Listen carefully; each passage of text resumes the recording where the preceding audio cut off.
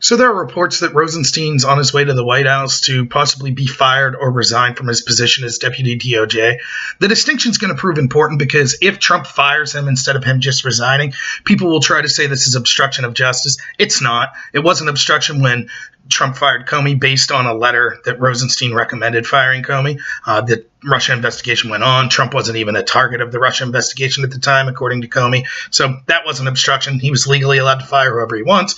And equally, it wouldn't be obstruction for him to fire Rosenstein. The reason that there's a consideration of firing him is there was a report that Andrew McCabe, who was formerly at the FBI, in his memo said that Rosenstein was seriously considering wearing a wire to record Trump and trying to gather people to use the 25th Amendment to kick Trump out of office. This amendment basically says that members of a cabinet can vote to kick a president out if they think that he's mentally ill or incompetent or something of that nature. So Trump shouldn't have to have someone in that high of a position in his cabinet be someone who hates him and is trying to get him kicked out of office.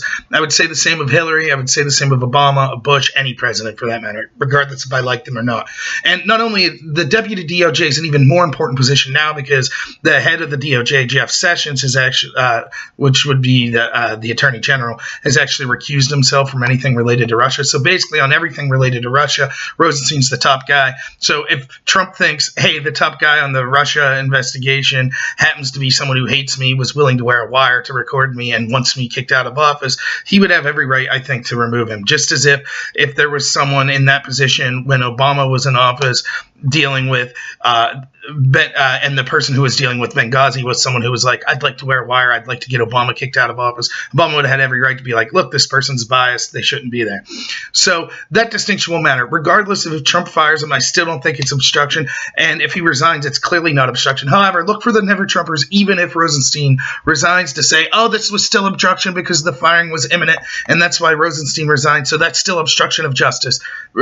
Trump's damned if he does, damned if he doesn't. Now, I think one of the things that I wanted to focus on, though, is what Rosenstein's alleged to have done. Is that sedition or treason or some kind of crime? He's alleged to have suggested to people trying to boot Trump out with the 25th Amendment and to possibly wearing a wire. I don't think that, in my reading of this, that this is even a crime, let alone sedition or treason.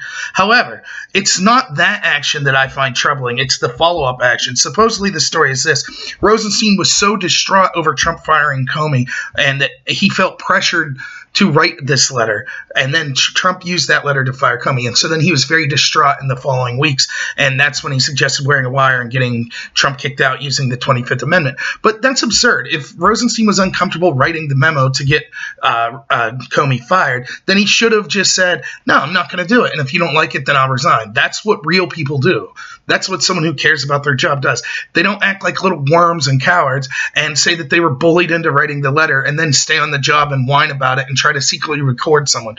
That's not how things are supposed to work. So I don't buy this argument that he was bullied in or somehow felt distraught about having to write this letter. And so then what happens after this is, so now if this is true, that Rosenstein's then saying, I think Trump's so incompetent he should be kicked out. I'm willing to wear a wire to record him to prove that.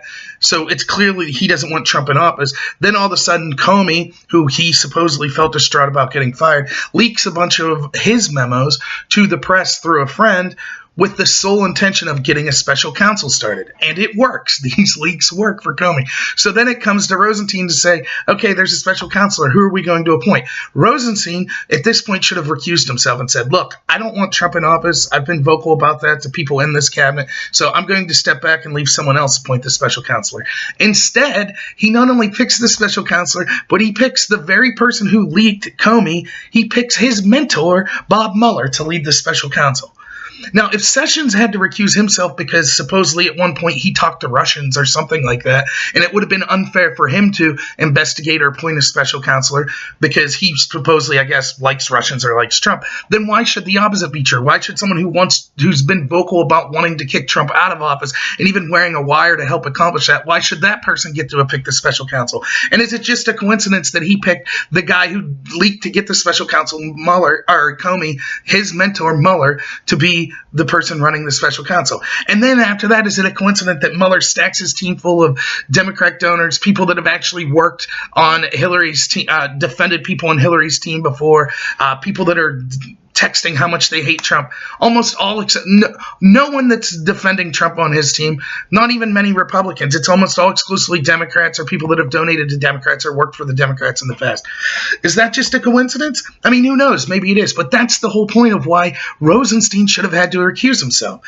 So I don't think that, like, saying that he possibly committed treason or sedition with the actions of suggesting using the 25th Amendment or recording Trump are true. But I do think that this raises huge questions about the validity of him being involved in appointing the special counsel and what that means for the special counsel now.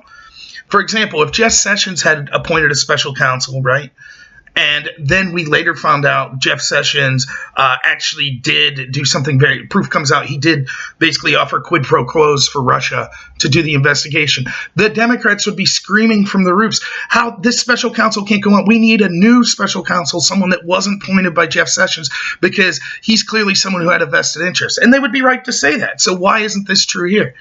Someone who clearly wanted Trump out of office, if the reports are true and McCabe's memos are true, clearly wanted Trump out of office, appointing someone who happens to be the mentor of the other person who leaked to get a special counsel to get Trump removed from office.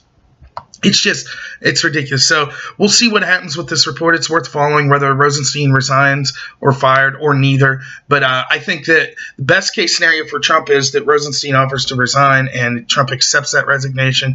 If he fires Rosenstein, I think that he is walking into, I guess you could call it a potential trap, in that people will say that he's committed obstruction. But I don't think that he has committed obstruction with that, particularly if these memos say what he says they do.